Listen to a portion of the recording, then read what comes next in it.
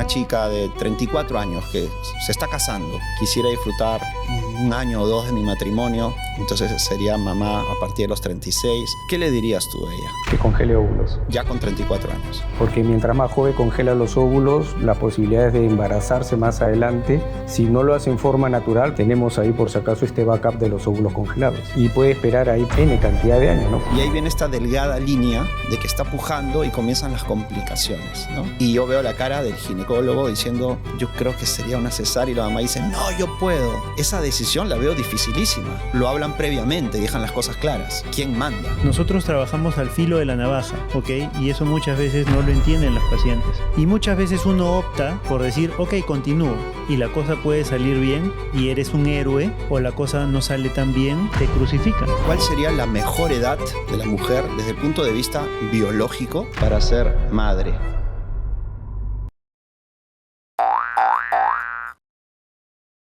Hola, ¿qué tal? Bienvenidos a un nuevo episodio del podcast Conversando con el Dr. Gus. Siempre es una alegría tener invitados en casa. ¿Y por qué digo en casa? Porque estoy en la Clínica Delgado, que es como mi segunda casa. Así que estoy muy contento y agradecido con Aguna y con la clínica por permitirnos grabar aquí. Y además porque el día de hoy estoy con tres grandes amigos que también son de casa porque trabajan en la Clínica Delgado. Hoy vamos a hablar sobre el embarazo, todo lo relacionado con el embarazo. Entonces, como imaginarán, mis tres invitados son gineco-obstetras, a quienes conozco hace muchísimos años. Y los voy a presentar de manera desordenada, pero respetando a Lorena, que es la mujer del grupo. Lorena Campodónico es gineco-obstetra. Nos conocemos hace unos 20 años. Lorena tiene dos hijos, Adriano, de 12 años, y Lorenzo, de 9. Bienvenida, Lorena, y gracias por estar aquí. En segundo lugar, tenemos a David Campodónico, que es hermano de Lorena. También trabaja aquí en la Clínica Delgado. Y David es papá de David Alonso, que tiene 12 años, y Luana, que tiene 8. Y finalmente, pero no te dejo al final, Alberto, ni por leal ni por nada, sino porque a ti te conozco más tiempo, porque tú has estudiado en el mismo colegio que yo. Algunas promociones más. Solo 2. Así que Solo dos, exactamente. Alberto Ascenso es papá de Miquela, que tiene 27 años, de Ignacio, que tiene 24, y de Iago, que tiene 19 años. Y además es un flamante abuelo de Alana, que es hijita de Miquela, y además Alana es mi paciente. Así que para mí es un placer estar con ustedes tres aquí y aprender, porque vamos a hablar de un tema que no domino, porque no es mi especialidad. Vamos a hablar del embarazo, para que las mujeres que están gestando o están buscando salir embarazadas por primera vez o por segunda vez tengan información relevante e importante para cuidarse y para entender mucho de los procesos. Y sin más, nos vamos a la primera pregunta. En la primera parte de esta conversación vamos a hablar todo lo relativo con la concepción. Cómo lograr salir embarazada, ¿no? Entonces, una pregunta así un poco amplia, pero que tiene que ver con cuál sería la mejor edad de la mujer desde el punto de vista biológico para ser madre. Porque a Lorena le voy a preguntar la edad desde el punto de vista psicológico. Pero Alberto, ¿cuál sería la mejor edad para que una mujer diga, biológicamente estoy en mi mejor momento para ser mamá? Bueno, en realidad es una pregunta, bueno, antes que nada, agradecer de también estar por acá, ¿no? Y con mis grandes amigos también acá, la familia Campodónico. Bueno, la verdad es como una respuesta bastante amplia, ¿no? Siempre lo principal para buscar el embarazo es que sea antes de los 35 años, ¿no? Específicamente, ¿desde qué edad? Como que ahí también es más o menos un juego al azar. Podría ser después de los 24 o 25 años, ¿no? Aproximadamente. Pero sería más o menos ese periodo, ¿no? Entre los 25, 24 años hasta los 35, porque después de eso podríamos tener mucha dificultad, muchos problemas. Y desde el punto de vista psicológico, Lorena, como mujer y como madre, y que trabajas con tantas mujeres, ¿cuándo ves tú que hay suficiente madurez o psicológicamente están en un buen momento para ser mamás? Hola, Gus. Gracias por la invitación.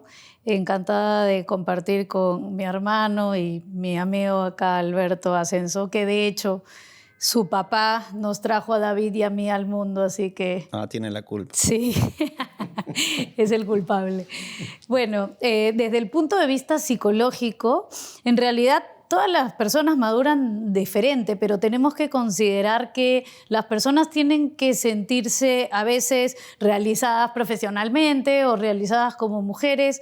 Basta que ellas quieran salir embarazadas y que estén, digamos, en el momento de su propia vida para quedarse embarazada, para que sea un buen momento. Mi buen momento puede haber llegado a los 40 años o mi buen momento puede llegar a los 20. Entonces, es una decisión, y no solamente de ellas, sino es una decisión de pareja, en qué momento están preparadas para ser mamás. Claro. Y David, entonces, cuando una mujer está planificando un embarazo, porque no siempre se planifica, a veces llega, pero si ya estás planificando, ¿cuáles son estas consideraciones que debe tener una mujer a la hora de planificar? ¿Qué debería hacer previamente? Gracias, Gus, por la invitación. Yo creo que si uno está planificando, como tú bien dices, y no nos ha tomado por sorpresa la noticia del embarazo, hay que ver la suplementación previa al embarazo, hay que ver el estado nutricional previo al embarazo, el peso y evaluar acerca de algunas enfermedades concomitantes que pueda tener la paciente que pudieran generar complicaciones más adelante cuando salga embarazada.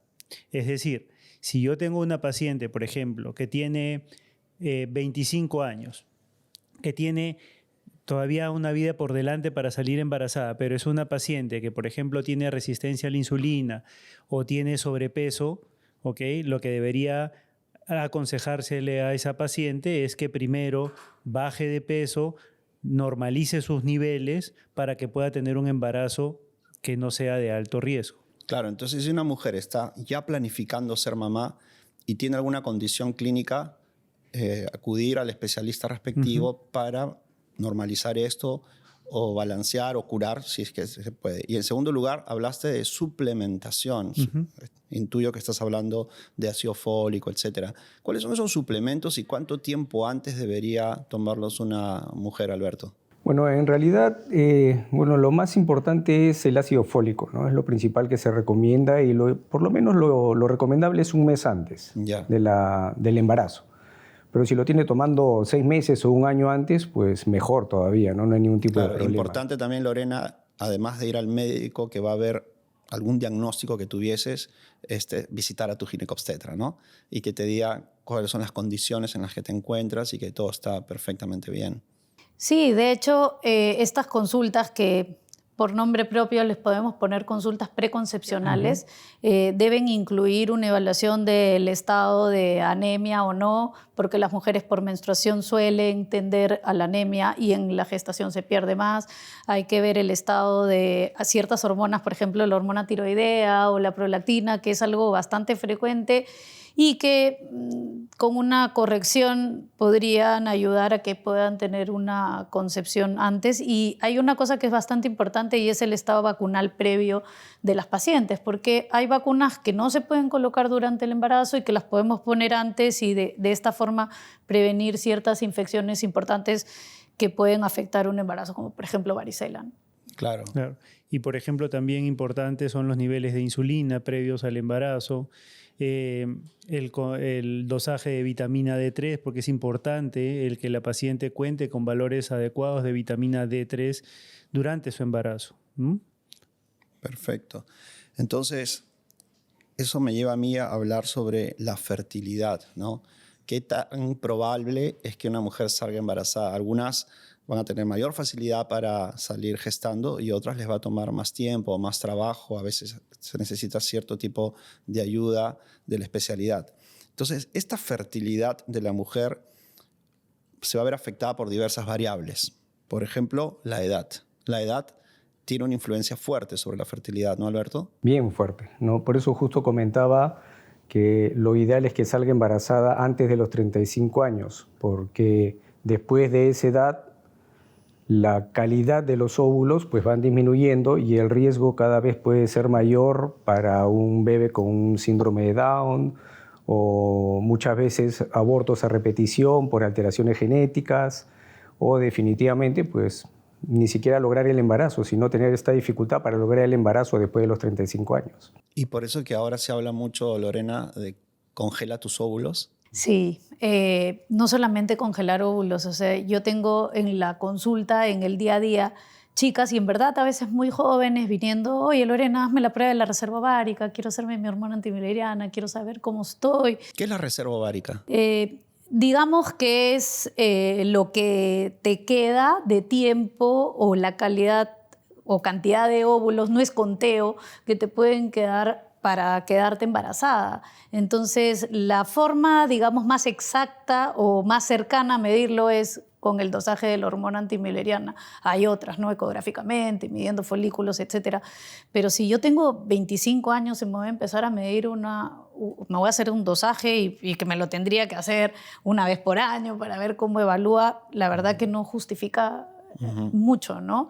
Y guardar óvulos, congelar óvulos siempre es un backup. O sea, claro, tú no sabes si yo estoy soltera a los 30, no sé si de pronto a los 31 me enamoré, tuve mi hijo a los 32 y el otro a los 35 y ya está. Pero tampoco sé si me va a llegar a los 37 y todavía no tengo hijos. El congelar óvulos es para tener esos óvulos de una mujer mucho más joven y poder utilizarlos en el momento que tú deseas. Un respaldo para el futuro. Es un respaldo. Preservas tu juventud para el futuro para poder tener hijos. Es como un seguro de vida, que ojalá que no lo necesites. Sí. Claro. Pero si lo necesitas, ahí lo tienes. Y esto ocurre, gran diferencia entre hombres y mujeres, ¿no? Por ejemplo, una chica de 34 años que se está casando, ella quiere ser madre. Y te visita Alberto y te dice, me acabo de casar con 34 años, quisiera disfrutar un año o dos de mi matrimonio, entonces sería mamá a partir de los 36. ¿Qué le dirías tú a ella? Que congele óvulos. Ya con 34 años. Sí, porque mientras más joven congela los óvulos, las posibilidades de embarazarse más adelante, si no lo hace en forma natural, porque las posibilidades son altísimas también, tenemos ahí por si acaso este backup de los óvulos congelados, ¿no? Y puede esperar ahí pues N cantidad de años, ¿no? Puede ahí seguir estudiando, seguir viajando, seguir desarrollándose profesionalmente y salir embarazada a los 38 Entonces, años, 39. La edad afecta notablemente la fertilidad, o sea, la posibilidad de salir embarazada, pero afecta con la misma intensidad la posibilidad de mantener el embarazo. No es igual. Bueno, a mayor edad igual siempre hay mayor riesgo. Mayor riesgo, ¿no? Claro. Pero no tanto como la fertilidad, porque claro, los óvulos congelados funcionan bien en una mujer de 40, por ejemplo.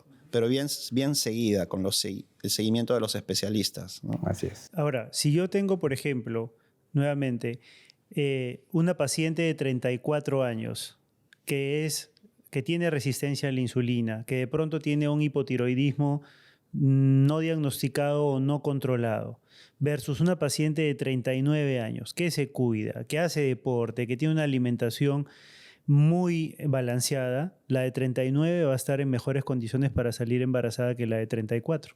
Definitivamente. Claro, son muchas variables las que juegan, no solamente es la edad. La edad, si bien es una de las más importantes porque impacta directamente en la calidad de óvulos, pero hay otros temas endocrinológicos que también forman parte de todo este Y un factor propio de cada mujer también, ¿no? No todas a la misma edad, vamos a decir. Y o enfermedades concomitantes como endometriosis que puedan también disminuir esa calidad, ¿no? Hay una cosa que a veces las pacientes no se dan mucha cuenta porque puedes venir a los 35 años, ya quiero intentar ahorita embarazarme, y a los 35 años, igual como dice Alberto, las posibilidades son bastante buenas, pero ¿y para qué voy a congelar? Pero ahí va el siguiente punto, es que ¿cuántos hijos vas a querer tener? Claro. Porque de repente el primero va a ser sencillo y factible, pero hay que pensar si vas a tener 2 o 3, planificación familiar igual. ¿De qué depende, esta se la lanzo a los 3, de qué depende de que tengas un embarazo múltiple, mellizos o trillizos, o que salga hombre o que salga mujer? ¿Algo podemos hacer para que salga hombre o mujer? ¿O haya una tendencia familiar para que salgan mellizos o gemelos? Yo te contesto los mellizos. Me encantan los mellizos. Los mellizos. Sí. Como anécdota, mi papá tiene 2 pares de hermanas mellizas. ¿Okay? Y de esas 4, o sea, 2, una tiene hijos mellizos. Y de esos hijos mellizos, mi prima ya no tuvo mellizos, pero yo le he visto, Y lo que se repite es la doble ovulación o la hiperovulación. Y la hiperovulación, que puede tener algunas causas multifactoriales, pero está relacionada con genética. Hay genes que hacen que la FSH, que es la hormona estimulante del folículo, aumente mucho más y se quede más largo en el tiempo. Entonces, esta hormona hace que se produzcan más folículos grandes y por ende que ovules más veces. Entonces, si tú ovulas o sea, si tienes 2 óvulos por ciclo, entonces tienes la posibilidad de que cada espermatozoide se fecunden los 2 óvulos. O sea, sí hay una tendencia familiar. De lo que llamamos mellizos, no de los gemelos, porque los gemelos es un óvulo que se forma y se divide solo. Claro. Eso no tiene nada que ver con la herencia. Que son idénticos. Así Los es. otros son 2 hermanos distintos que nacieron juntos. Y se hereda por línea materna. Por línea materna. O sea, por línea materna, no por línea paterna. David, y que sea hombre o mujer, hay algo que alguien dice, ya tengo 5 hijas y me voy por el hombrecito. Y me han dicho que si lo hago con el eclipse o si voy a tal lugar bajo... Todo eso son probabilidades. Los planetas se alinean. Todo eso son probabilidades. Hoy en día tienes la posibilidad de, por fertilización in vitro, Alberto lo sabe mejor, poder escoger el sexo del bebé que quisieras. Científicamente la única manera de Sí. determinarlo sería por fertilización asistida. Es un poco más exacto, ¿no? Pero en algunos casos también puede haber fallas, ¿no? O sea, no es un 100% efectivo tampoco, ¿no? ¿Y cuál es el porcentaje de error a ti, David, que haces bastante ecografía, que te digan que eres hombre y no era hombre? Primero, ¿cuál es la semana en la que uno ya puede ir y decir quiero el sexo de mi bebé? Esa es la primera pregunta. Y la segunda es, ¿en qué porcentaje puedes fallar? A ver, yo tengo haciendo ecografía 11 años, más o menos, 11 años. Y nunca me he equivocado. No, sí. Hago ecografía desde el 2008. ¿Ya? 2008, ¿ya? Y solamente me he equivocado 2 veces. En 17 años. En 17 años, 2 veces. Y se ha equivocado en sumar 11. Y has 17. hecho cientos de cientos. Sí. E influye mucho en el momento que tú haces la ecografía, la posición del feto, ¿correcto? A veces lo que uno ve, más que el sexo, los genitales, mejor dicho, es el tubérculo genital, y en función a la angulación del tubérculo genital con respecto al abdomen, uno puede decir, bueno, este es hombrecito, este es mujercita. Va a depender también del equipo que uses, del hábito materno, es decir, el tejido adiposo de la mamá, de la posición del útero. Pero básicamente yo creería que de las 12 semanas y media en adelante, es bastante certero una ecografía. A partir de las 12 sí. semanas es bastante certero. Sí. No 100%. Todo tiene un margen de error. Todo tiene un margen de error. Yo solamente me he equivocado en 2 oportunidades, sí. Que dije un sexo y era el otro. Sí. Muy bien. Te felicito. Y ahora con la revelación de sexo eso es un poquito más complicado. Más complicado por la inversión que significa eso. Queda por escrito, porque te dicen, escríbame en un papelito. Tienes que estar como que seguro. Sí. Ah. ¿Y alguna vez te lo pidieron así para esta revelación del sexo del bebé, un tremendo evento, y no tenías la certeza? Y le dijiste, esperemos 2 semanas y te lo doy. Sí, claro, por supuesto. Sí. Eso siempre va a ser más cauto que decir algo que de pronto no es lo mejor correcto. ser sí. honesto Imagínate. y no Sí. malograr. El Sí. globo. Sí. Todo Que me ha azul. pasado en una oportunidad, sí. Puede pasar, ¿no? Sí. Perfecto. Ahora vamos a hablar del embarazo. Ya una mujer ya está embarazada. Y siempre dicen los 9 meses del embarazo. Y los médicos hablamos en semanas, ¿no? Entonces, si podrías, Alberto, por favor, hacer una línea de tiempo mental, así como para entender cuántas semanas son, los 3 trimestres, hasta qué semana es embrión, después es feto, o para que todo lo que hablemos encaje en esta línea de tiempo. Claro. Bueno, nosotros normalmente lo evaluamos en semanas, como tú has dicho, son 40 semanas en total, son los 9 meses, ¿no? Eso normalmente lo separamos siempre en trimestres, ¿no? El primer trimestre, que es la etapa de desarrollo del bebé, normalmente la manejamos hasta la semana 12-13. El segundo trimestre normalmente va desde la semana 13 hasta la semana 27, y el último trimestre es desde la semana 28 hasta que nace el bebé. Es casi 13 semanas. Más o menos 13 semanas. Más o menos, ¿no? Exactamente. Ya. Esa sería la línea de tiempo de los 3 trimestres. Los 3 trimestres. Y cada uno de ellos tiene una particularidad. Y el sexo se podría determinar más o menos al final del primer trimestre. Lo que pasa es que hoy en día tenemos técnicas o exámenes de laboratorio como es el NIPT, que es el test prenatal no invasivo, que uno lo puede solicitar en sangre materna desde la semana 9 y en 14 días, o sea, en la semana 11, yo ya puedo tener, digamos, el sexo fetal. Y al inicio del embarazo, el bebé lo llamamos embrión, porque se está formando cosas, todo es algo nuevo, y en alguna semana ya se formó todo y ahora va a crecer y desarrollar, y se llama feto. ¿En qué momento ocurre este cambio? El cambio sucede en la semana 8 o 9 según la literatura. Así es. Dependiendo, hay quienes consideran que desde las 8 semanas ya es un feto, hay quienes consideran que desde las 9, pero 8 o 9. Y para términos prácticos de las mujeres que nos están escuchando, digamos que los primeros 2 meses se está formando y por eso, Lorena, todo lo que ocurra en estos primeros 2 meses podría afectar esta formación y hablar de malformaciones. Sí, definitivamente. Y antes, una cosita chiquita para aclarárselo, porque por algún motivo, razón o circunstancia, mentalmente hablando, inmediatamente se nos viene dividido entre 4, ¿no? Entonces el embarazo dura 40 semanas, a las 36 semanas dividido entre 4 tengo 9 meses y tu bebé sigue siendo prematuro a las 36 semanas. Entonces, o cuentas en semanas o cuentas en meses, no te enredes tanto porque ningún mes, excepto febrero, tiene 4 semanas. Claro. Todos tienen 4,2, 4,3, empiezas a sumar, te va a quedar una semana de diferencia, 272 días. Te dicen que tu fecha probable de parto o el día que cumples 9 meses es el 18 de abril, entonces todos los 18 cumples mes y vas restando y no te das problemas, porque si no te vas a enredar. Claro, en un sentido práctico es mejor verlo así. Y sí, definitivamente lo que se llama organogénesis, o sea, la formación de los órganos ocurre entre la semana de la concepción y la hasta semana la 8. 14, claro, pero de la 8 a la 14 empieza a crecer y a desarrollarse, entonces en todo ese momento es el momento en que cosas mínimas para algunas y en dosis más grandes o cosas más grandes para otras, porque termina dependiendo de la idiosincrasia de cada uno, pueden afectar la formación o el desarrollo de los órganos. Por eso es que el primer trimestre es el trimestre más importante, el más riesgoso, el de más cuidado.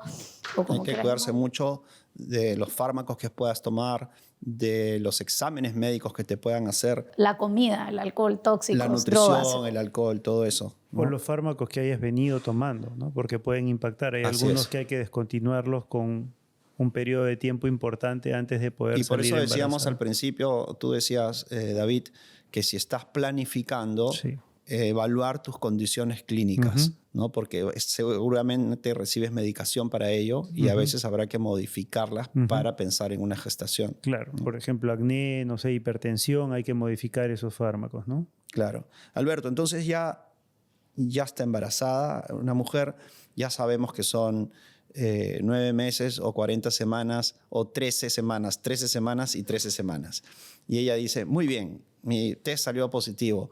Tengo que hacer lo que me ha dicho mi amiga, controles prenatales. Los controles prenatales, ¿cómo es el calendario de los controles prenatales en estos 9 meses? Bueno, en realidad los controles prenatales, uno primero hay que definir que esté bien embarazada, ¿no? Bien embarazada quiere decir ya cuando uno llega a escuchar los latidos del bebé, que normalmente eso se da alrededor de la 6ª semana, ¿no? Entonces, una vez que ya tenemos el embarazo ya de por sí bien diagnosticado, ya después de eso es que empiezan los controles cada cierto tiempo, ¿no? Durante los primeros 7 meses, los controles son cada 4 semanas o una vez al mes, ¿no? Con sus chequeos habituales, sus exámenes de sangre, sus ecografías, ¿no? Que todo eso tiene también cada cierto tiempo, ¿no? Volver a revisarlos.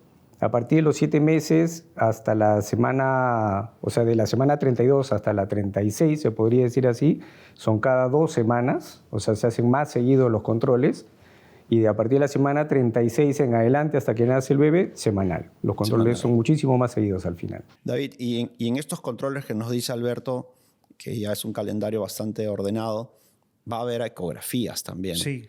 ¿No? No sé si en todas van a hacer ecografías o qué ecografía van a hacer. ¿Cómo se calendarizan las ecografías prenatales? Primero, nosotros tenemos que diferenciar cuándo se trata un embarazo de bajo riesgo o un embarazo de alto riesgo, teniendo en cuenta algunos temas maternos, ¿correcto? ¿Qué tan frecuente o qué tan infrecuente vas a realizarle ecografías a tus pacientes? Va a depender si tú cuentas con un ecógrafo en consultorio. Hay doctores que no cuentan con un ecógrafo en consultorio y por ende de pronto no pueden hacer las ecografías en cada visita a sus pacientes. Si tú cuentas con un ecógrafo en tu consultorio, cada consulta pues le harás una ecografía a tus pacientes. Por ejemplo, en mi caso, en el primer trimestre, es decir, las primeras 13 semanas, yo a mis pacientes las cito cada 2 o 3 semanas, ¿ok? Porque yo considero, y eso es algo muy particular, porque hay quienes ven a sus pacientes una vez al mes y también está bien, yo considero que es un periodo donde hay mucha duda, mucha incertidumbre por parte de la mujer, solicitar exámenes de laboratorio, ajustar dosis de fármacos, agregar algunos, quitar otros e ir planificando todo con miras a las ecografías que se van a solicitar. Básicamente, desde el punto de vista ecográfico, son 3 ecografías las de suma importancia a lo largo de la gestación.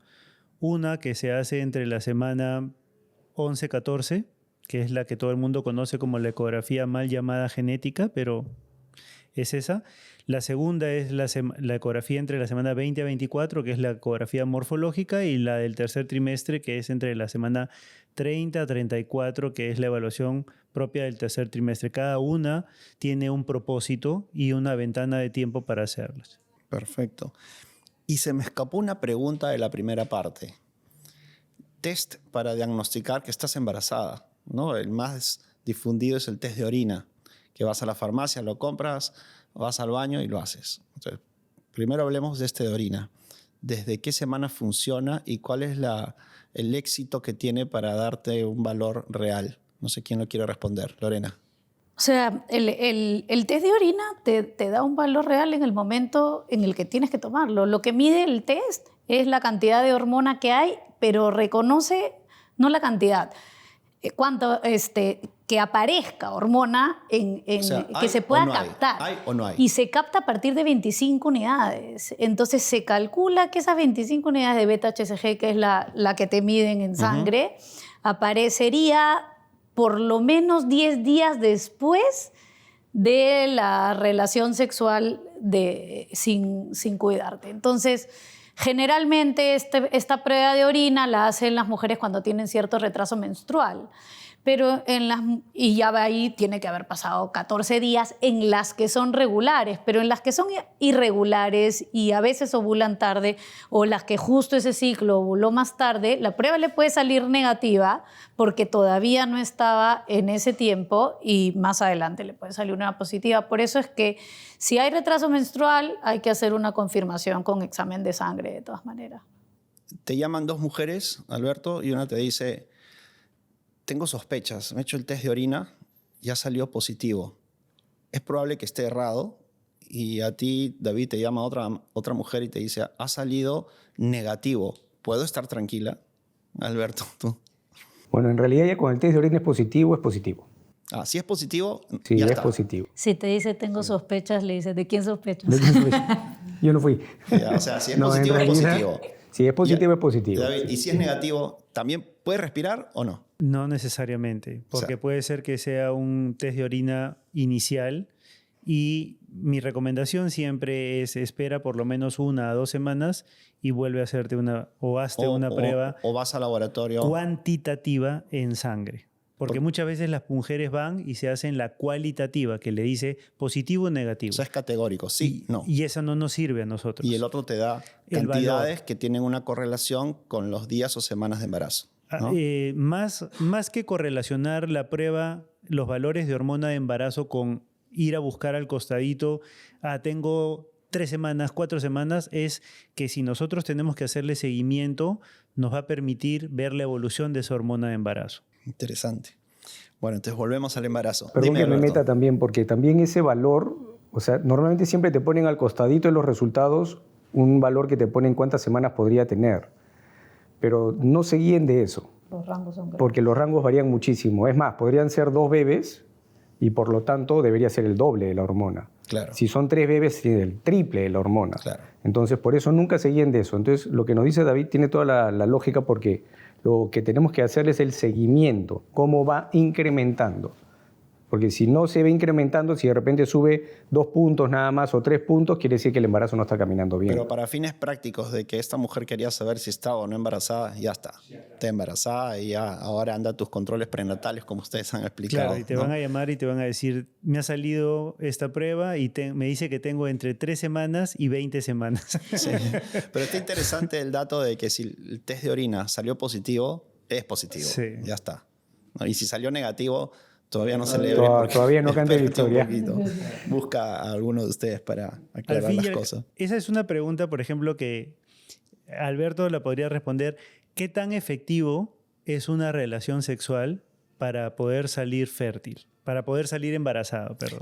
Esa pregunta la tenía apuntada Ok. y vamos a hablarla entonces. Entonces, porque dependiendo de eso, o eres muy suertuda o eres muy piña. Claro, porque hay parejas que no se cuidan y tú dices, estuvieron un año y nunca no, salió y nunca embarazada. salí embarazada. Y hay otras chicas que dicen, una sola vez lo hice y Claro, salió embarazada. como conejas, claro. Es un azar, pero ¿cuál es la probabilidad entonces, ya hablando estadísticamente, de que una relación sexual termine en gestación? Claro, en realidad la posibilidad de embarazo en forma natural es menos de un 25%.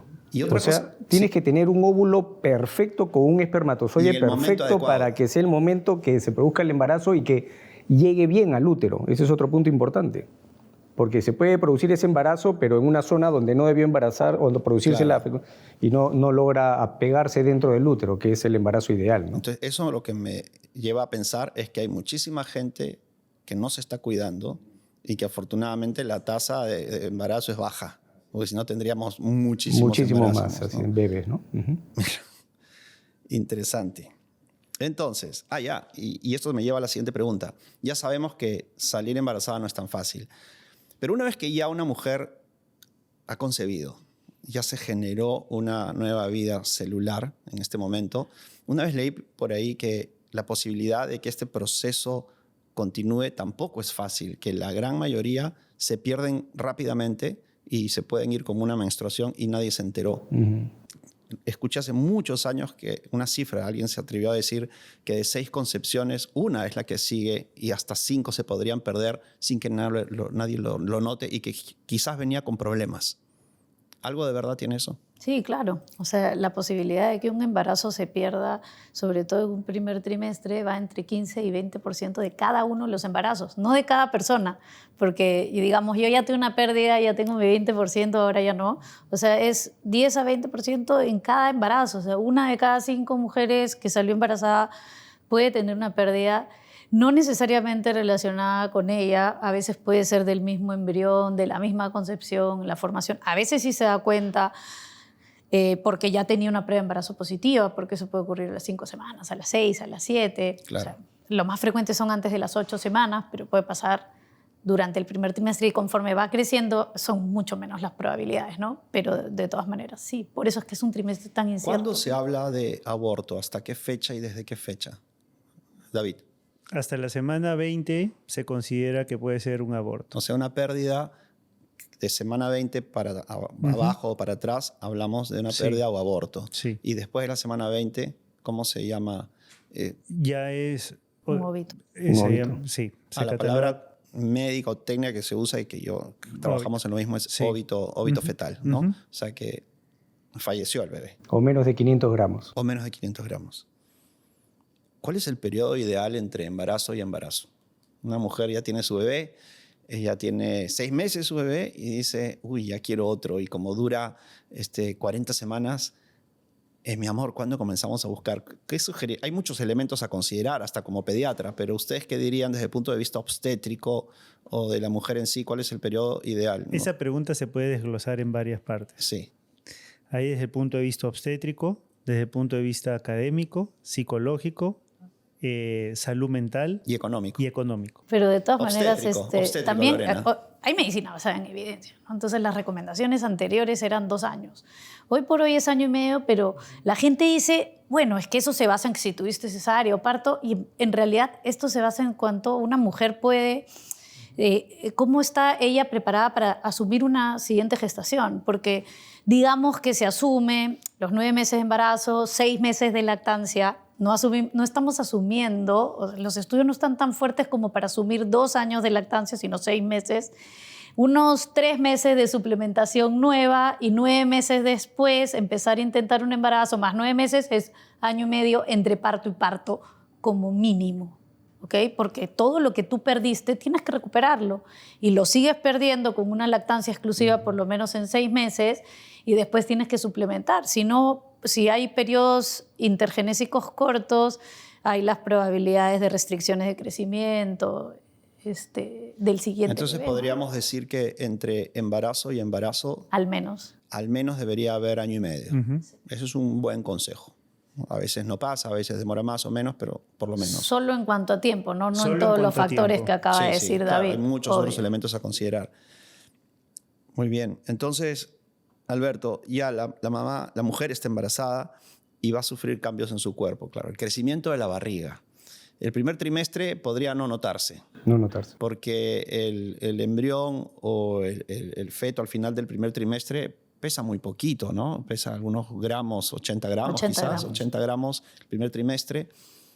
El segundo trimestre va a terminar con unos 500 gramos, ¿no? 400, 500 gramos. Y en el último trimestre se va de 500 gramos a 3.500, o sea, multiplica su peso 7 veces. Y ahí es donde vemos un crecimiento de la barriga notable, ¿no? La forma de la barriga, esto es un mito, una tradición, ¿te puede predecir el sexo del bebé? Dicen, mira, la barriga en punta, es varón.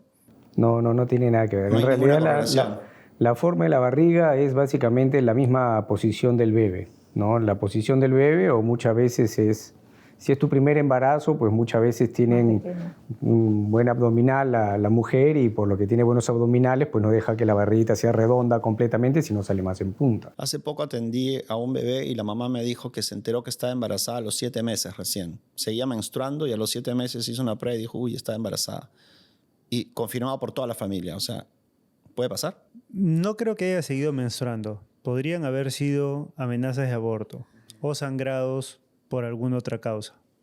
Pero como menstruación, no creo Claro, que y haya no la sido llamaríamos una menstruación porque había una Claro, gestación. Claro. Así es. Generalmente, pero puede ocurrir la primera vez o la siguiente vez, estos sangrados llamados de implantación o sangrados iniciales suelen ocurrir en el momento en el que te tocaba que te venga la regla, porque ese es el momento en el que está arrancando tu embarazo, pero siempre hay una diferencia en el periodo. O sea, me dice, mi última regla fue tal día, ese día sangré, pero sangraste igual, la misma cantidad, los mismos días, y eso suele ser bastante diferente. O sea, independientemente de que tú puedas seguir sangrando, las menstruaciones tienen un cambio.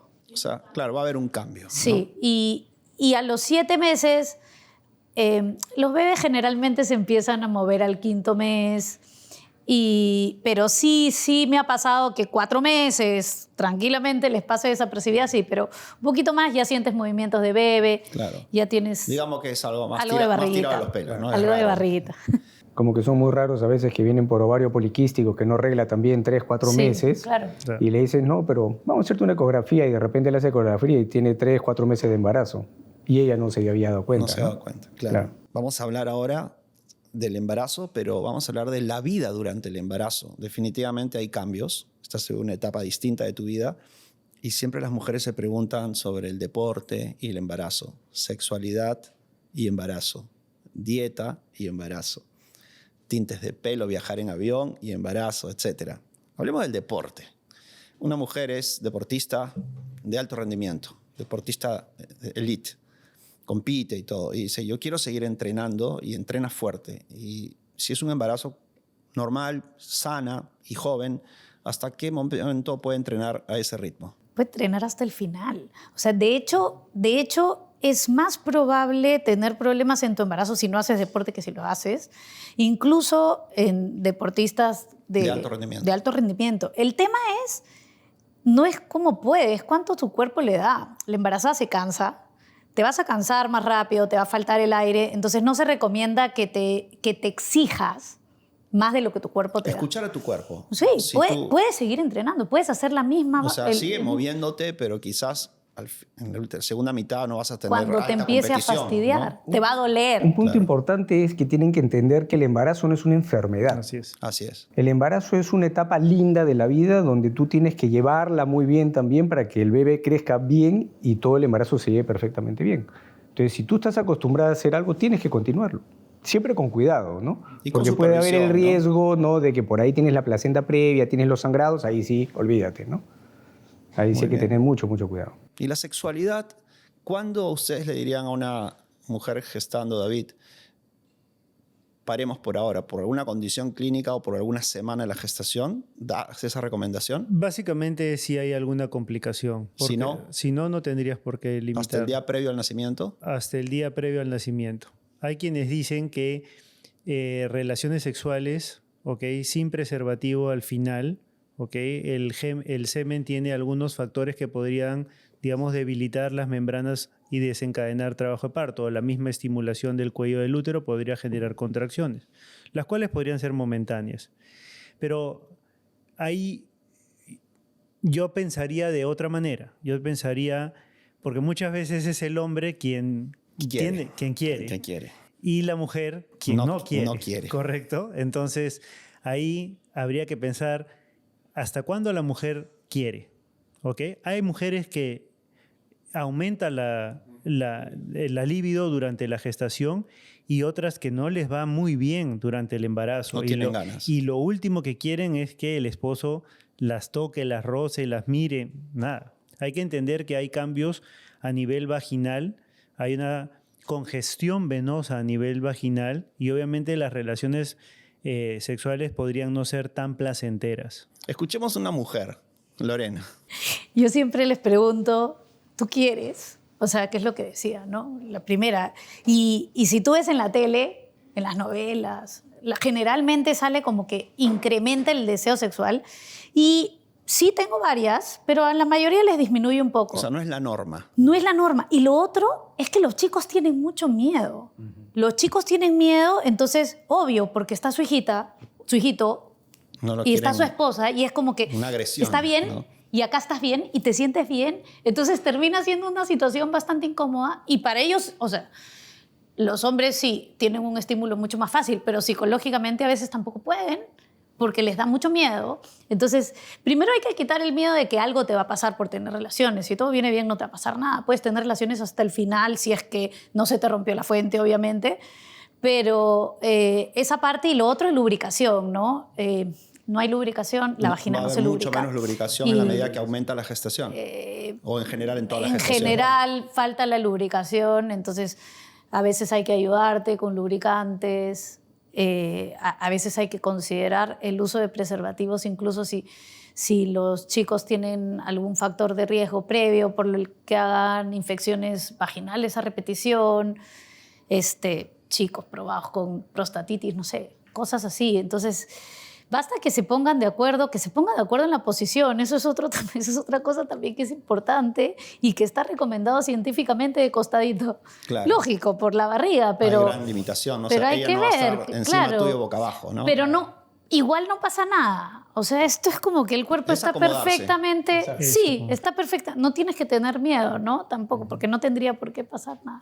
Y sí te produce, o sea, y la última, ¿no? Para terminar, el orgasmo femenino es una contracción uterina. Solo que cuando no tenemos un útero gestante es chiquitito y no te duele. Pero cuando es más grande, el post duele.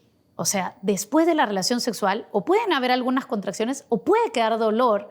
Y eso también da miedo. O sea, un orgasmo en la gestación te va a quedar, Después claro. haber dolor uterino. Sí. ¿Y es un dolor desagradable o rico? Dependiendo. Hay de A todo. ver, Lorena, Hay de todo, incluso hay partos orgásmicos, ya, o sea, tendríamos para hablar, o sea, pero, Cada mujer es un universo. Claro, cada uno es independiente, claro. pero sin quitar que te asusta igual, Entonces, independientemente de que sea rico Pero o la no. se van a conclusión asustar. es que no tienes por qué prohibirlo. así es. Sí. Seguimos con el embarazo y la vida durante el embarazo. ¿Pueden comer sushi, ceviche, crudos, etcétera, durante la gestación? ¿Qué les dicen ustedes a sus mamás, a sus... No voy a usar la palabra paciente, ¿no? A las mujeres que van. Normalmente yo no les recomiendo durante, más que nada, los primeros 3 meses. Más que nada. Que está la formación de La primera órganos. formación del bebé y todo. Porque en realidad sí estamos también bien acostumbrados acá, por lo menos en el Perú, a comer todo ese tipo de crudos, ¿no? Ya después de ese tiempo podríamos volverlo a retomar, Porque ¿no? ¿cuál es el riesgo, Lorena?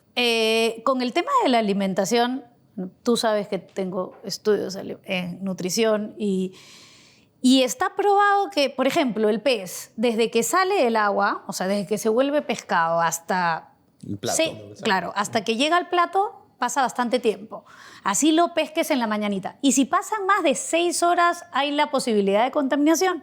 La principal contaminación con una bacteria que se llama listeria. La posibilidad que te toque una listeria es rarísima. Ok, sí es cierto, es rarísima. Pero si te toca una listeria y es subdiagnosticada o asintomática, puede incluso producir un problema importante en tu bebé, como hasta una muerte fetal. Estas cosas son rarísimas, pero cuando viste 1 o 2 en tu vida se te queda. Y además que nosotros como médicos trabajamos con recomendaciones, con protocolos. Y a nivel mundial, desgraciadamente, sigue siendo el protocolo evitar crudos, ¿no? Mejor, es un tiempo corto, ¿no? Son 8 meses, porque todas se enteran con el primer mes. Son 8 meses. Ahora, hay cambios, como dice Lorena, hay problemas que pueden suceder con el bebé que teniendo un bebé normal, por consumir cierto tipo de alimentos, podría, por ejemplo, tener un impacto, una toxoplasmosis y generar un daño neurológico irreversible a un bebé que por demás venía bien. Claro. ¿Ok? Por eso es que no solamente es el tema de crudos, sino también si vas a consumir vegetales, lávalos bien, los quesos tienen que estar pasteurizados.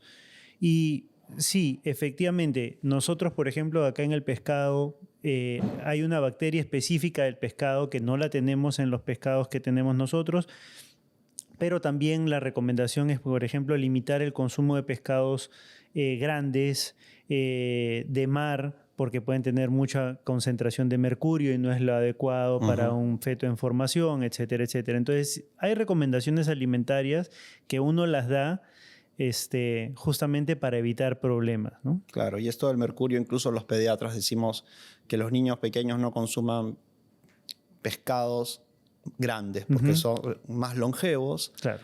nadan en aguas más profundas y están arriba en la cadena alimentaria Así de es. los El depredadores. más grande se come el y hay más chiquito y mercurio etcétera. concentrado Así en es. su carne. Y otros metales. Y otros metales que en nuestro país no hay un estudio adecuado de las especies y eso es la concentración de mercurio, como sí hay en muchos otros países. Y el salmón, que tiene mucho también. El Eso hay que salmón. evitarlo. Entonces, cuidar la dieta durante el embarazo es un corto tiempo.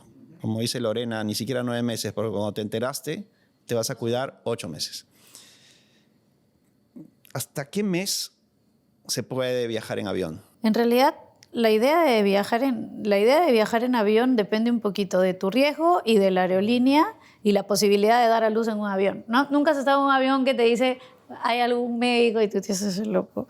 O sea, no hay un personal en el médico en el avión. Ahora, las hostes y los pursers, ellos están preparados para atender una urgencia, incluso les enseñan a ver cómo atender un parto, pero no es lo ideal. Entonces, después de las 32 semanas, la mayoría de aerolíneas no te deja subir un vuelo internacional, salvo permisos estrictos, y nacionales más de 36 semanas, porque la idea es que no hayas llegado a término en lo que puedes tener contracciones. Lo otro es los vuelos largos, mayores de 4 horas, incrementan un poquito el riesgo de trombosis, pero también tienes un poquito incrementado el riesgo de trombosis el simple hecho de estar embarazada. Así es. Y conforme avance más el tiempo hay un poco más. Y así que, pero puedes viajar. Y otra cosa que es importante tener en cuenta es que donde tú vas podrías tener una urgencia y tienes que tener un lugar que te van a atender. O sea, porque si tú te vas a ir a Timbuktu, no sé en qué clínica te vas a atender o en qué hospital te vas a atender si tuviste una caída, no sé. Tener cuidados incluso logísticos, Sí. ¿no? De la atención, de cualquier problema que pudiese suceder con o sin avión, ¿no? Me pasó una vez en un vuelo a Europa una trombosis pulmonar de una gestante y en el vuelo había un neonatólogo, un ginecobstetra suizo y una enfermera alemana. Y la monitoreamos hasta Aruba y nos pasaron a primera. Así que fue una experiencia. Todo fue bien, no se complicó. Luego, tintes de pelo y embarazo. ¿Quién? No se recomienda tampoco. Lorena. Al menos que sean vegetales, no alguno de esos, pero en realidad no se recomienda por el amoníaco más que nada, ¿no? Claro. Es verdad, igual que en la lactancia. Claro. ¿No? Quien inventó los primeros tintes químicos fue L'Oréal, ¿no? Que fue un francés. Y se tiene que levantar la cutícula del pelo para que entre el tinte a la parte de la médula del pelo y ahí se queda para siempre, solo que como va creciendo y lo cortas ya no lo ves, pero ahí se queda. Y quien hace que se levante la cutícula es el amoníaco.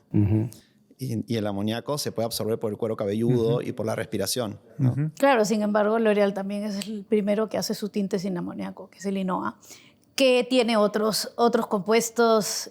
Claro, y cuando no tienen amoníaco son menos permanentes. Pero igual le afectan, sí, pero es cierto eso, no es recomendable, pero también hablándote del punto de vista, ya, ok, no te hagas, no sé, balayage, no te hagas iluminación, pero hay mujeres que tienen un montón de canas y que realmente la pasan mal o que realmente se ven mal. ¿Qué cosa es lo que hay o sea, de nuevo regreso, medicina basada en evidencias? No hay evidencia que pintarte el pelo definitivamente ocasione problemas con tu bebé ni con tu embarazo.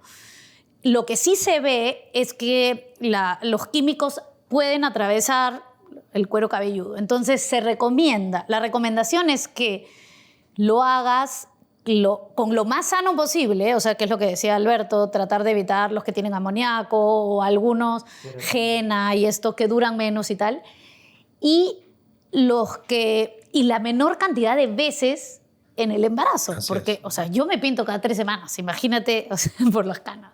Hay gente que se pinta cada 2 meses, entonces decirle una vez, ponle tú a la que ya tiene las canas hasta acá, pobrecita, y te dice, Lorena, aunque sea para mis fotos, ¿qué puedo hacer? O sea, mis fotos de embarazo, o sea, hay que considerar también esa Photoshop, parte. ¿no? Claro. Lo mejor. O sea, lo mismo que en la dieta, ¿no? Si puedes evitarlo, evítalo. Así es. Y si no, busca opciones mucho más inocuas que van a tener menor o nula concentración de amoníaco y te pintará por 1 semana o 2 y de ahí, si tienes un evento importante, lo haces, pero en el día a día... Ya no más. Claro. Así es. Pregunta puntual, alguno de los 3. Embarazo y detectores de metales de los aeropuertos. Eso es un hit. No pasa nada. No pasa nada. No pasa nada. Es como que tú me dijeras, embarazada y al costado estás usando tu lavadora o tu secador de pelo. Claro, o sea, porque es una son energía magnetos. electromagnética de baja No radiación. emite ningún tipo de muy baja radiación ni nada, claro, así es. No. Ni que pasaras por las maletas. Embarazo y radiografías. Eso sí. Depende de la cantidad de RATs, tú podrías hacerte. Incluso hay estudios que aceptan, ahorita no tengo el dato exacto, hasta una tomografía durante el embarazo. Que no debas hacértelo es otra cosa. Pero, por ejemplo, una mujer tiene 10 semanas de embarazo, 8.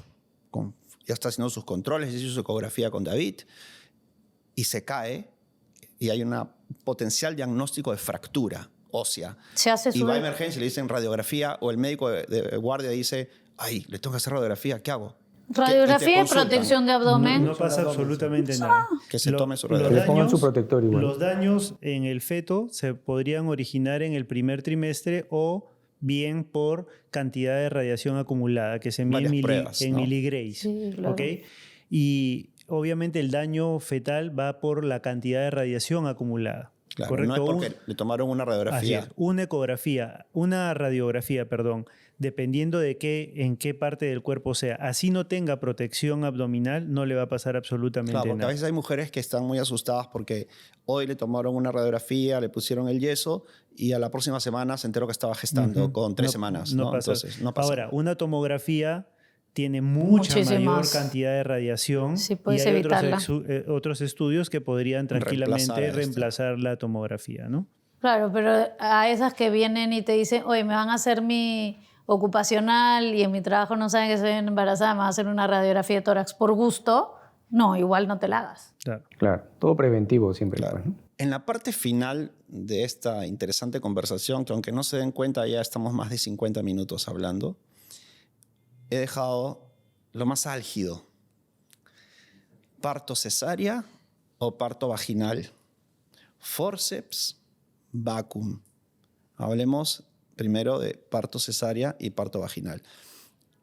Si hablamos de estadísticas normales, naturales, en la que no interfiera la decisión ni de la madre ni del profesional de la salud, sino en términos generales, ¿qué porcentaje de embarazos necesitan realmente una cesárea? 20 a 30. Sí. ¿Cuánto? 20 a 30. 20 a 30. O sea, un 70% o más no necesitarían una cesárea.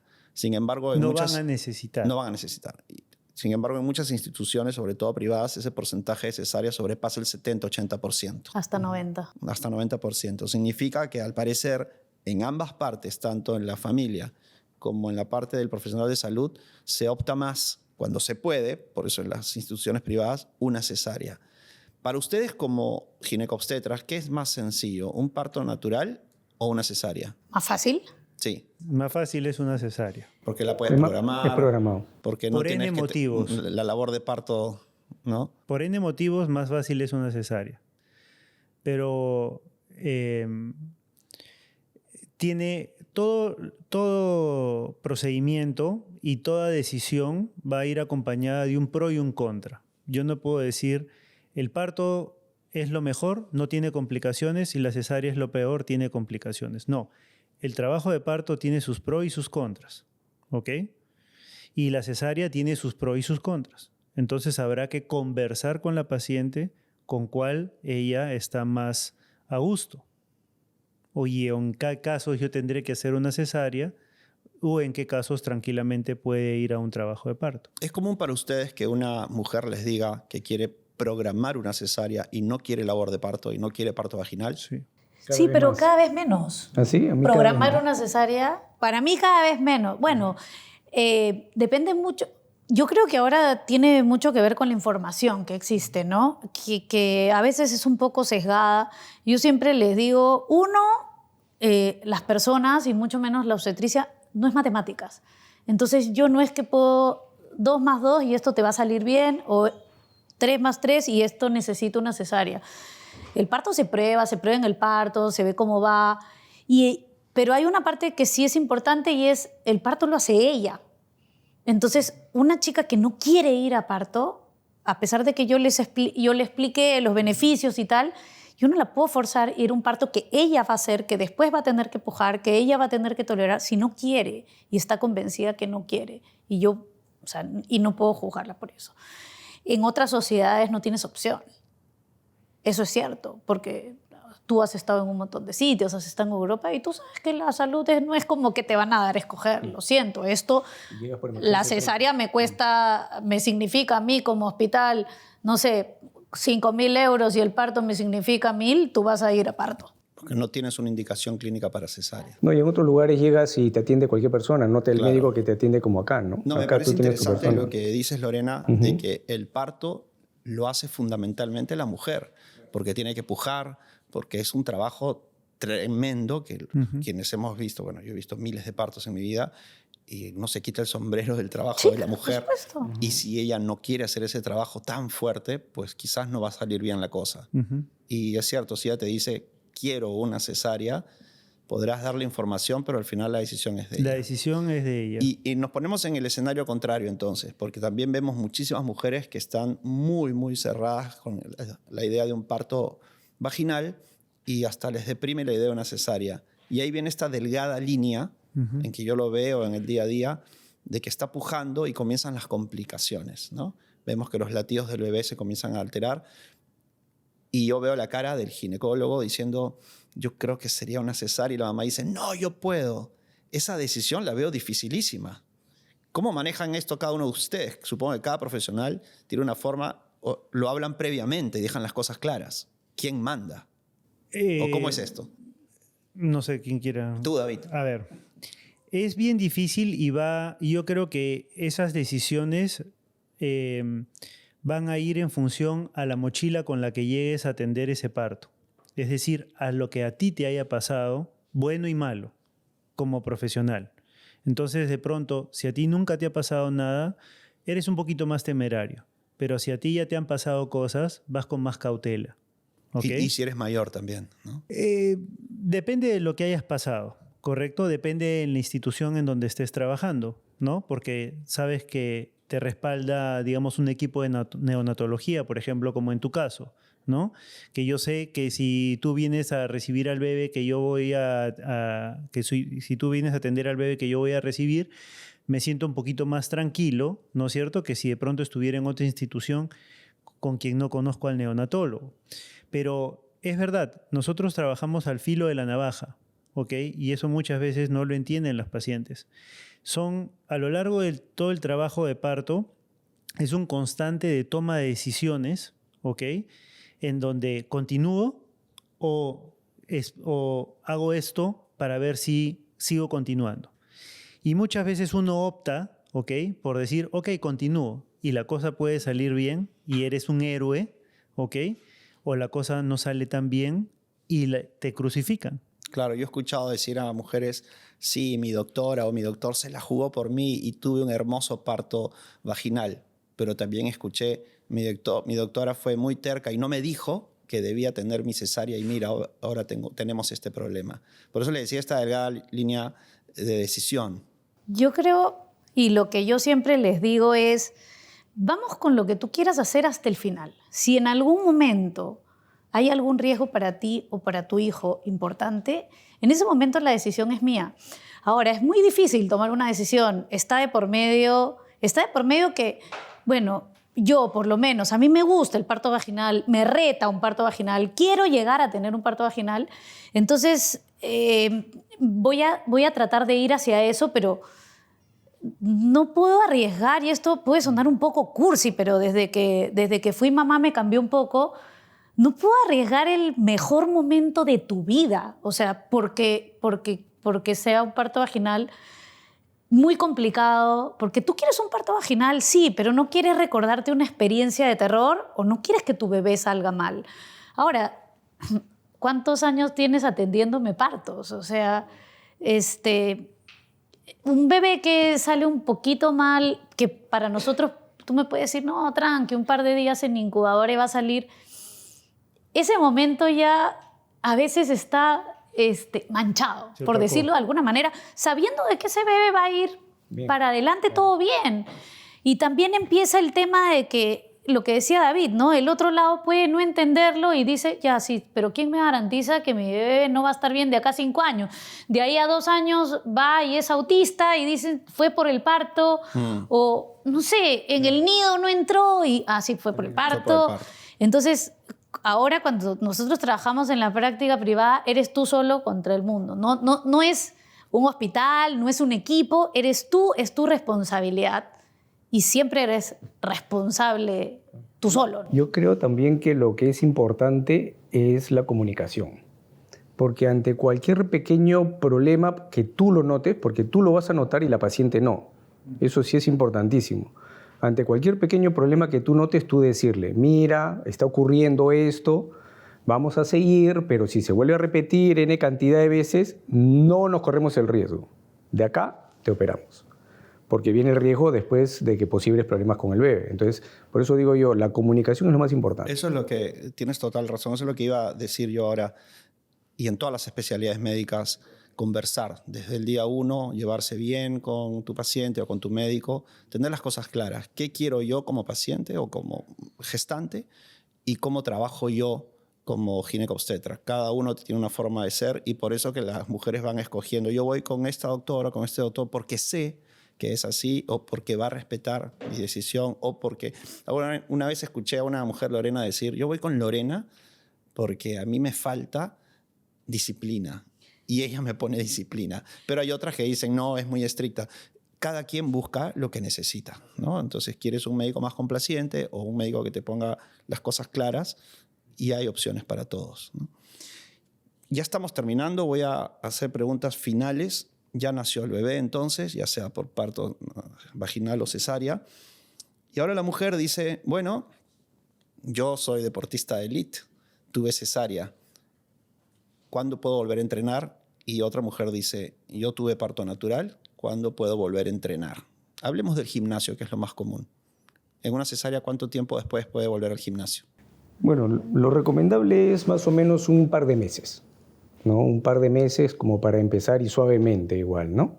Porque a pesar de que el cuerpo se puede estar recuperando bien, siempre hay puntos internos que se demoran en la absorción. Claro, en la cesárea estamos hablando. En la cesárea estamos hablando específicamente, ¿no? Entonces, muchas veces eso también te puede producir molestias más adelante, te pueden producir pequeños desgarros, lo que sea, y te puede producir molestias, ¿no? Al momento que estás comenzando con tu ejercicio. Entonces, por eso, un par de meses y comenzar de a pocos, ¿no? Es lo recomendable. Yo creo que hay que individualizar el caso en el sentido de que no solamente es dividir el hecho de cesárea o parto, porque puede ser una cesárea complicada en donde la mujer ha terminado con un cuadro de anemia, entonces esa mujer no la vas a mandar a un gimnasio, ¿correcto? O una paciente, por ejemplo, donde ha tenido un desgarro vaginal importante al momento del trabajo de parto, tampoco está en condiciones de ir a un gimnasio. Entonces, siempre hay que individualizar, pero, por ejemplo, yo a mis pacientes les digo que a partir del mes empiecen a hacer ejercicio aeróbico. Que moverse, ¿no? Que salgan a caminar con su bebé en el coche, que no se queden en casa, que pueden subir y bajar escaleras sin ningún problema, pueden manejar. La actividad deportiva, como recomendación médica, después de un parto cualquiera, debería iniciar a partir de la 6ª semana posparto, que termine el puerperio. Y después de eso depende cómo ha sido cada uno, como dice David. Pero a mí me preguntan mucho eso, ¿no? Porque el primer control posparto es a la semana, el segundo es al mes, y en teoría después de eso ya empiezan a ser más prolongados, y ese es el momento en el que tú dices, ¿y cuándo puedo hacer deporte? Y yo le pregunto, ¿cuándo has hecho deporte en tu vida primero? ¿No? Porque, claro. ¿No? Y lo segundo es, ¿tú duermes? O sea, porque tú haces deporte. Si no dormiste la noche anterior y la anterior, ¿puedes levantarte a hacer deporte? ¿No? A eso me refiero. O sea, es una mujer que está en lactancia exclusiva. El primer mes, el bebé todavía ni siquiera tiene horario. Entonces, ella primero tiene que adaptarse a ella como persona antes de pensar en voy a hacer deporte, porque muchas quieren voy a hacer deporte para mantenerme fit, para volver, pero es cansancio, no solo la anemia, o sea, no duermes, no descansas, comes mal, o sea, si no tienes un apoyo en casa, hay chicas que no se bañan un día entero porque la criatura llora, no comen bien, entonces es un poco más que eso, pero no antes de las 6 semanas. Perfecto, buena respuesta. ¿Y el sexo, la sexualidad? A mí como pediatra me lo han preguntado más de una vez y yo le digo, pregúntale a tu gineco-obstetra. Hay una encuesta, perdóname. Dale, sí. Chinche yo. Hay una encuesta que era, me parece que es un estudio europeo que tiene más de 600.000 mujeres posparto evaluadas, en las cuales solamente al 10% le hablaron de relaciones sexuales posparto. Y de estas, el 90% solo fue ¿cuándo puedes reiniciar? ¿Ok? Entonces, ¿cuándo puedes reiniciar de nuevo? O sea, el tema del embarazo tiene que volver después de las 6 semanas, puerperio, 6 primeras semanas de puerperio, y de todas maneras individualizar sangrados, infecciones, qué sé yo. Pero la lactancia exclusiva hace que, o mixta, hace que, y el posparto en sí hace que haya sequedad. Sequedad vaginal. Va a doler, el útero duele y duele un montón. Duele porque el piso pélvico cambió, porque tuviste un parto y duele porque tienes una cicatriz de una cesárea, entonces duele. 3, tienes un bebé ahí, o sea, territorio de acá para arriba está prohibido. 4, sigues viéndote gorda, o sea, tu percepción física no es la misma. 5, tu bebé duerme en el mismo cuarto y sientes que te mira, o sea, y no paras de contar. Entonces, la mayoría realmente reinicia actividad sexual después de los 4 o 6 meses, pero hay que explicarles el lubricante, etcétera, etcétera, etcétera. Ahora, esto es algo bien interesante porque yo veo pacientes que las veo a veces a los 9 meses, al año, y me dicen que no han retomado su actividad sexual. ¿Ok? Y esto obviamente puede ser desgastante para la relación y muchas veces ese puede ser un primer momento para el desgaste de una pareja o para que las cosas se enfríen. ¿Ok? Efectivamente, entran muchos factores a tallar, ¿no? Psicológicamente, para el hombre es mucho más fácil porque el hombre ya quiere, Claro. ¿ok? Pero la mujer, como dice Lorena, se ve al espejo y no es la imagen, que ella le gustaría tener, ¿correcto? Ha aprendido el chip de la maternidad y ha pagado el chip de la sexualidad o de ella como mujer, ¿correcto? Y ahí hay que entrar a tallar y a conversar mucho de que no tiene por qué apagar el chip de ser mujer, porque ella, si bien es mamá, sigue siendo esposa, ¿correcto? Pero hay que orientar a las pacientes. Yo creo que, y al momento de conversar esto con la pareja, hay que hacerle entender qué es lo que cuáles son los cambios que está teniendo la mujer, ¿no? Sí, es interesante porque varias veces madres me han contado y me han dicho, vienen al control de los 18 meses de su bebé y me dicen, Gustavo, hasta ahora no tengo vuelta al sexo y súmale los 9 meses del embarazo. Yo le pregunto, ¿no? ¿Tu esposo tampoco? No. Es una mala forma de hablar. Claro, claro. Pero es cierto. Y yo le digo, ¿y por qué? Bueno, yo no tengo ganas, me dice. Claro. ¿Y tu esposo? Él sí. Entonces, sí es un tema importante conversarlo, ¿no? Previamente con ustedes, quizás con algún especialista al respecto, porque desde el punto de vista ya físico, por el embarazo, o el parto, la cesárea, ya olvídate de lo psicológico, la maternidad, la lactancia, etcétera. ¿Cuándo sí podría una mujer tener relaciones sexuales? 6 semanas. Con 6 semanas. 45 días después, un mes y medio. Si todo va bien y ambos quieren, podría tener una Mientras relación. no le duela a la paciente, Esa podría era la pregunta. tener. Entonces, 6 semanas ¿Sí? podrían retomar. Porque hay personas que tienen relaciones sexuales incluso con menstruación. O sea, la menstruación o el sangrado para algunas parejas no es, digamos, un impedimento para. Termino con esta pregunta y ya los dejo tranquilos. Las mujeres salieron gestando, los buscan a ustedes y hacen su control prenatal el primer mes, segundo mes, tercer mes, etc. Y comienzan a calcular y se dieron cuenta de que su bebé nace en octubre, pero la doctora Lorena en octubre sale de vacaciones. O el doctor David salió de vacaciones. ¿Cómo manejan esto de que hay un porcentaje de las gestantes, digamos, 1 de cada 12, que ustedes no van a estar? ¿Cómo se maneja esto entre ustedes? ¿Se ponen de acuerdo? Hay un equipo, ¿no? Siempre normalmente nosotros trabajamos en equipo. Entonces, si por ahí tú tienes programado un viaje, que muchas veces sale también uno a última hora porque puede haber un congreso, exacto, ¿no? Entonces tú siempre tienes que hablar con la paciente de que va a ocurrir esto y que igualito hay la opción, ¿no? Que puede atenderla tal otro médico sin ningún problema, y ya está en manos de la paciente, ¿no? Que tome la decisión. Claro. ¿No? Porque no es que yo me voy de viaje tal, la paciente tiene 36 semanas, mejor te opero de una vez o te induzco para ver qué pasa. No. ¿Y qué tal es la fidelidad de las mujeres con su ginecobstetra? ¿Les ha pasado a atender a alguien en su control prenatal que paralelamente va con otro, con 2 o 3, como buscando la mejor opción, jugándosela de esa manera? ¿Sí? ¿Pasa? No, y yo he tenido pacientes que se ven así con 2, 3, al final regresan, o una que no le atendí el parto porque me fui de viaje y después digo, espero que esta vez no te vayas de viaje, me dicen. Y regresan, ¿no? Igual, pero... Pero al fin y al cabo, o sea, la paciente tiene la potestad de elegir a su médico. Claro. O sea, yo creo que independientemente si en ese momento se está viendo con 2 o 3, cuando la tienes al frente, tú tienes que ser lo suficientemente profesional para atenderla de la mejor manera. Y con empatía. Sí. Y también el profesional tiene todo el derecho de descansar.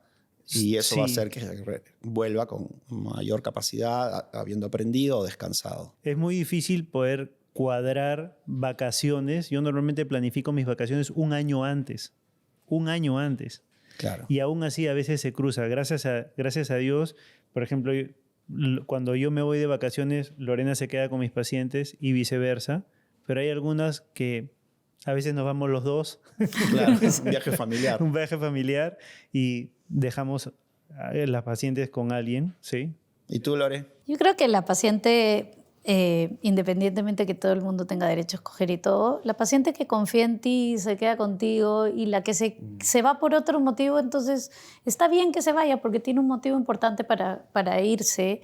Y si, bueno, si me tocó salir de vacaciones, me ha tocado, yo tengo algunos trabajos fuera por otras sociedades y me toca decir, ya, vente ahorita y ellos lo pagan, o sea, ni siquiera yo lo planifico, o te falla el cálculo, o esta chica que de pronto era 40 semanas y se quiere esperar hasta las 41. Y también recordar que ustedes tienen una familia, tienen hijos y a veces se cruza la graduación de tu hijo, el campeonato de tu hijo, que es tan importante como el nacimiento del niño de otra mujer.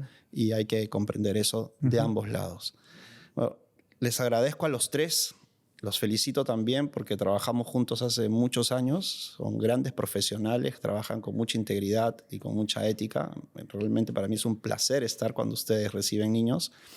Trabajamos juntos en la Clínica Delgado, más de 10 años ya, y es por eso que estamos grabando aquí, y el agradecimiento también es para la institución AUNA de la Clínica Delgado por dejarnos conversar y difundir estos conocimientos. Sé que muchísimas mujeres deben estar muy agradecidas por lo que han aprendido y por lo que yo he aprendido también. Hay varias cosas que no conocía. Y con todos ustedes, muchas gracias por haber disfrutado y aprendido este nuevo episodio. Los esperamos en el próximo episodio. No se olviden de suscribirse, no se olviden de comentar y sugerir futuros temas que quisieran que conversemos. Gracias, Lorena. Gracias, David. Y Gracias Alberto. a ti, Gustavo. Alberto. Gracias, Nos vemos gracias. próximamente. Alberto.